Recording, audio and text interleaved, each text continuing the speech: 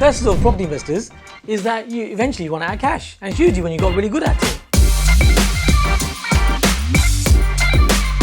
What is buying and selling?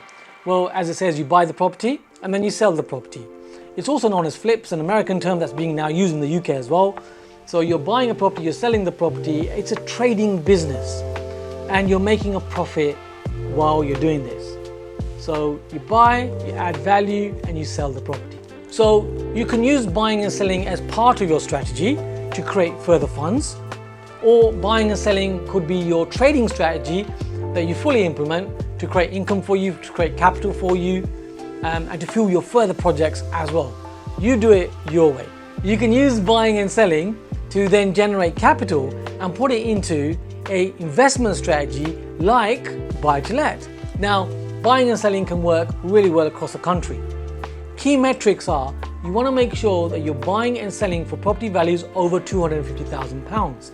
Why? Well, let's think about this. Let's say you've got a property in a smaller town where the value of that property, let's say, is £100,000. And let's say you've got a property in a larger town which is £500,000. Now, these properties, let's say they are like for like. You've got a 2-bedroom house and a 2-bedroom house. Just they're in different locations and they're different price points. Now, if you're changing the double glazing for the £100,000 house, you'll find that typically it's going to be the same figure as the double glazing for the £500,000 house. However, when you look at the amount of capital that you're going to actually create when it comes to profit, it's always going to be more in the larger city. So let's say you make the same percentage return in terms of your uplift. However, in the smaller town, your real figure is going to be smaller, isn't it? So let's say you've made a 20% uplift. So let's just say you made £20,000, you gained 20% from the 100,000, and in the £500,000 property, you've also gained 20%, or in this case, you gained 20% of 500,000, which is going to be 100,000, isn't it? So you do the maths. What's better for you, the 20,000 or the 100,000? So the double glazing makes sense to be spending that money on the larger property. So in this way, that's why we always say that you should be looking at properties for buying and selling over the price of £250,000 wherever you possibly can. I hope you're enjoying these insights. Now, I'd love to hear your comments as well. You can click on that bell icon, get the latest notifications. Even I've worked out where that one is. And you can also subscribe to the channel. I'm doing a number of videos like this, informative, to help you to move forward in your property journey. Buying and selling also works really well with joint venture partners because there's a nice, clean, clear exit.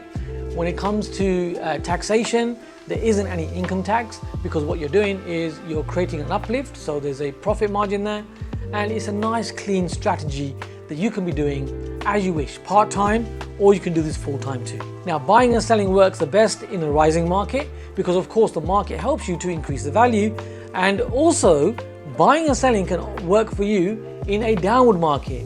Now, the key with the downward market is that you make sure that you're adding value to that property, and you found different ways where you are able to increase that value up. Now, one way that you can increase the value of a property by buying and selling is by having more bedrooms. So if you can take a property and you can add a bedroom or number of bedrooms to that property, you will typically increase the value of that property so that it's worth so much more. And that will work in a downward market too. So in summary, we've discussed buying and selling. That is a trading strategy. It can work really well for you with properties over the value of £250,000. It's a great way for you to create capital so that you can have seed capital to put into your property business. Great way for you to have capital for your personal life. And remember, there's no income tax on this type of strategy.